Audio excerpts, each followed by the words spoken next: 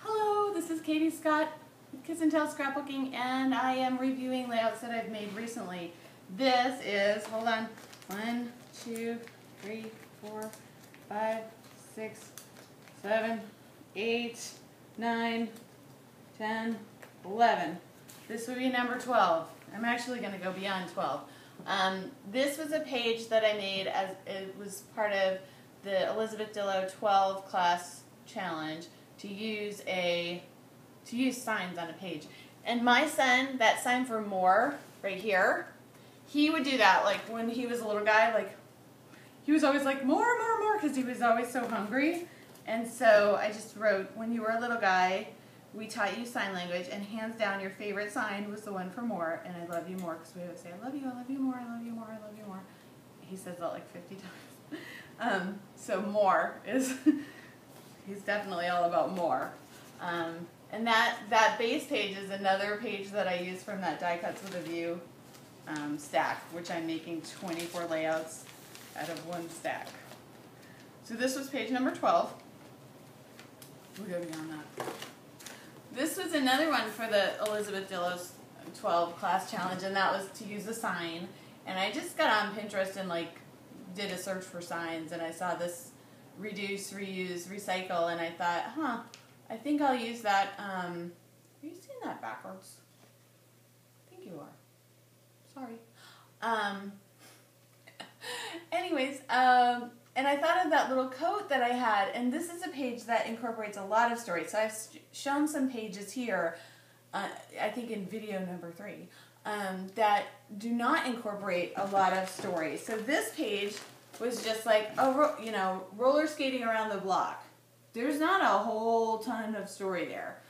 There is a whole ton of story with this coat, and so that's how you might see how I have not done as many embellishments. When I have a lot of stories to tell, I kind of will not do a lot of embellishments, but it's fun to do embellishments on a page, so I'll use those for ones that maybe have a more simple story.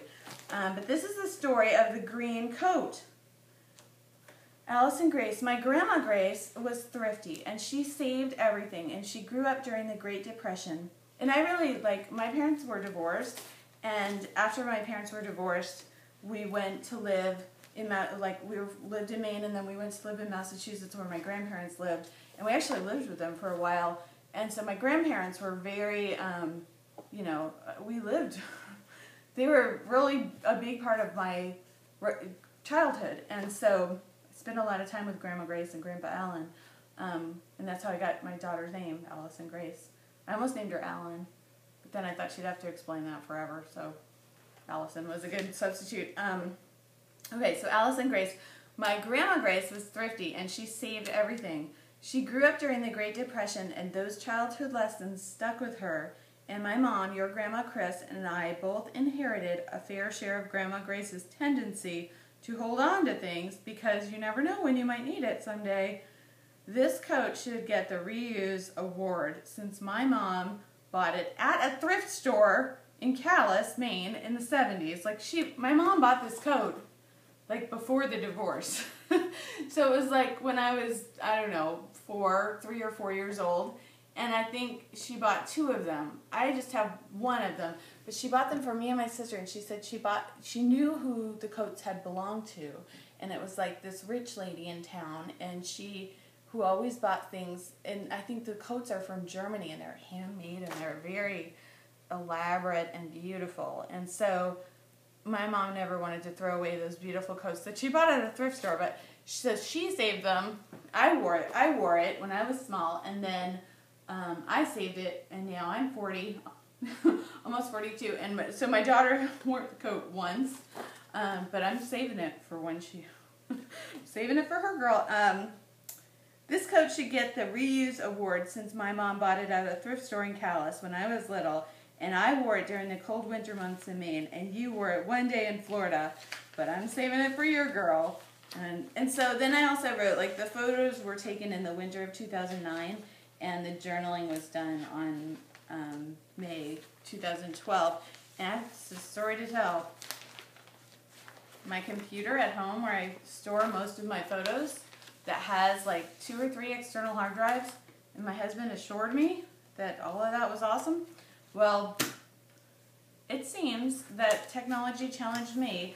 I wasn't saving them properly to the external hard drive, so while I had one, the photos weren't going there, and they were just going to the hard drive of the computer, and of course the computer died, and so 2010, 2011, and 2012 photos, gone. All of my digital photos are gone. And I'm trying not to forget about that. So that's why you're seeing a lot of 2009 photos. Fortunately, I do print on a regular basis, so I have photos from those years. And I also upload them to Walgreens and Shutterfly, so they're sort of a backup. But the computer's off at the computer, dude.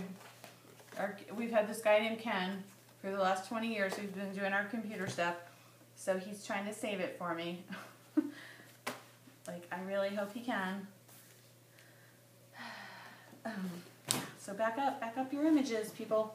I really think we should just back them up to a CD or something, because then the computer won't die, or I don't know.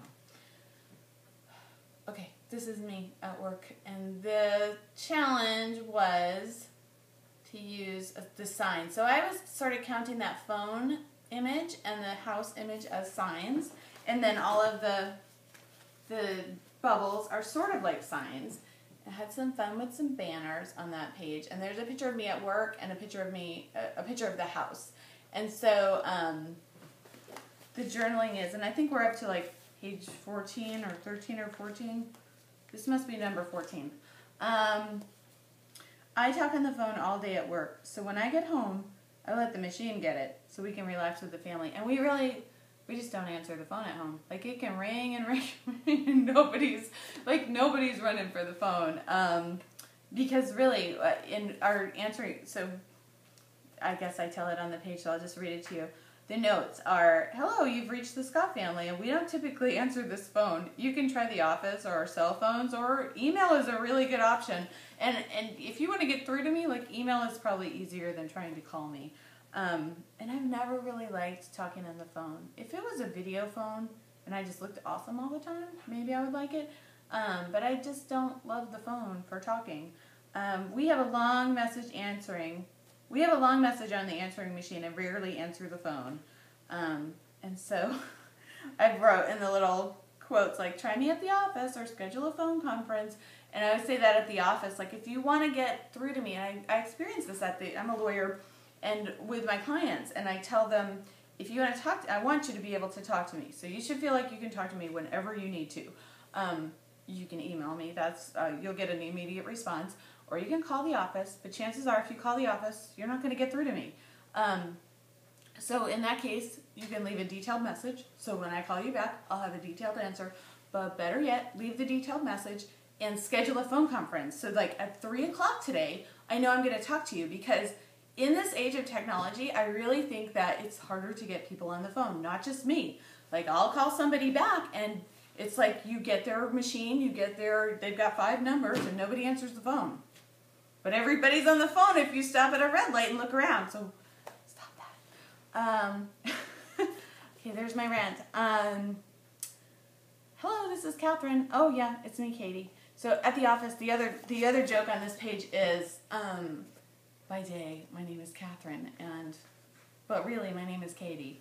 And so when I became a lawyer at 25, Katie just didn't seem like an adult enough name, so I went by Catherine, and it's just, a lot of people know me as Catherine, but in my heart, I'm Katie. I grew up as Katie. I've always been called Katie, so I've got kind of the 2 names, and both of them are pretty solid. I've got to make video number 5. I can't believe this.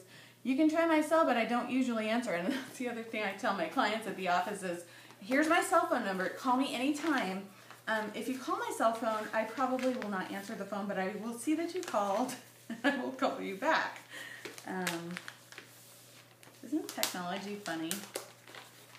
And it's changing so much. I feel like we're in a technology explosion. And I thought the banners kind of reminded me of a phone line. Plus, I really wanted to use banners. So there they are. I'm going to make another one.